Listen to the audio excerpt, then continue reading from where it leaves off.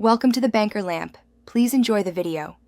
You start inside the print layout with your map frame already positioned. This saves time and alignment later. Select the Add Image tool and click to place a placeholder where the picture will go. Then, in the Item Properties panel, click the Image Source File button and browse to your PNG or JPG. This links the file so you can reposition. Once done, set reference scale and sizing behavior so the image aligns with your map composition precisely. Now refine placement.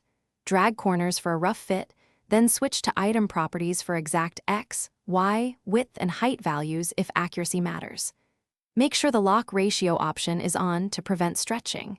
If you need a rotated image, apply the rotation field instead of manual twisting to stay precise. You can also set opacity or blending mode under rendering to harmonize the picture with map layers. This helps when overlaying logos or semi-transparent images. Once set, finish by exporting the layout.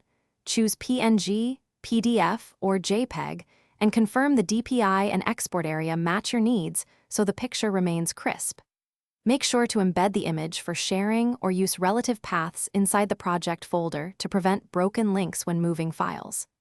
If the image disappears or shows as missing, relink it via Item Properties and check file permissions and path. This common fix avoids surprises when opening the Qgis project on another machine. Thanks for watching. If this was helpful, leave a like and consider subscribing. See you next time.